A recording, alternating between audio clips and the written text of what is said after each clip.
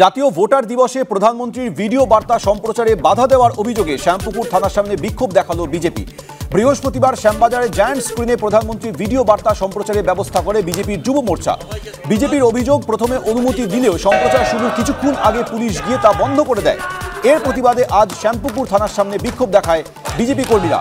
Police জানিয়েছিল, অনুমতি না থাকায় সেই দিন প্রধানমন্ত্রীর বার্তা সম্প্রচারে বাধা দেওয়া হয়।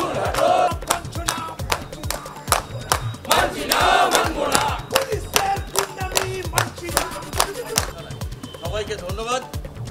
আর এই কর্মসূচি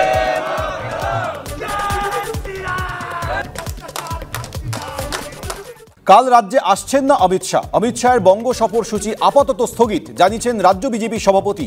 পরিবর্তিত জাতীয় রাজনৈতিক পরিস্থিতির কারণে এই সিদ্ধান্ত বলে দাবি সুকান্ত মজুমদারের।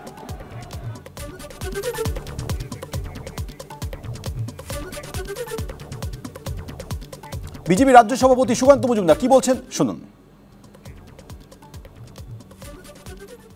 আপাতত ওনার যে 29 তারিখে ওনার যে সভা, সেই সভা এবং তার সাথে যে মিটিং গুলো ছিল সেগুলো স্থগিত হয়েছে।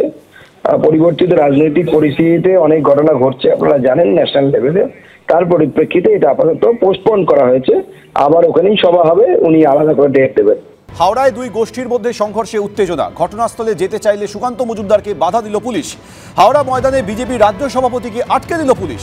বাধা দেওয়ায় পুলিশের সঙ্গে বচসায় জড়ালেন বিজেপির রাজ্য সভাপতি। হাওড়া দুই গোষ্ঠীর মধ্যে সংঘর্ষে উত্তেজনা। ঘটনাস্থলে যেতে চাইলে সুকান্ত মজুমদারকে বাধা দিল পুলিশ। হাওড়া ময়দানে বিজেপির রাজ্য সভাপতিকে আটকে দেয় পুলিশ। বাধা দেওয়ায় পুলিশের সঙ্গে বচসায় জড়িয়ে পড়েন বিজেপির রাজ্য সভাপতি সুকান্ত মজুমদার।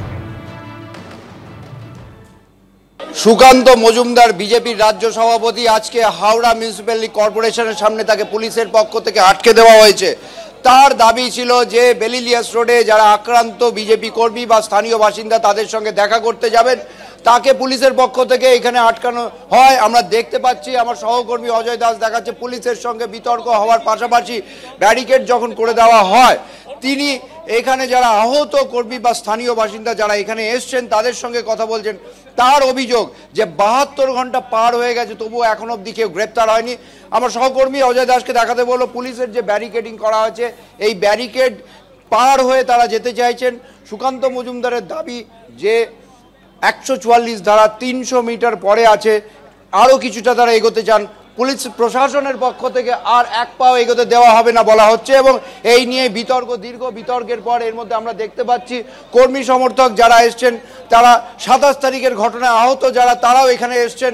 এবং মোটের ওপর পরবর্তী পদক্ষেপ কী হবে তা নিয়ে এখন অবধি চূড়ান্ত সিদ্ধান্ত নেই। তবে চারদিকে যে পরিস্থিতি, বিশাল পরিমাণ পুলিশ এবং কর্তৃপক্ষ প্রশাসনের পক্ষ থেকে এই যে মিছিল, সেটা বা সুকান্ত মজুমদারের যে টিম, তাকে এগোতে দেওয়া হবে না বলে প্রস্তুতি রাখা হয়েছে। এখন দেখার পরবর্তী পর্যায়ে কি হয়। ক্যামেরায় অজয় দাসের সঙ্গে ঝিলাম করঞ্জয়, এবিপি আনন্দ, হাওড়া।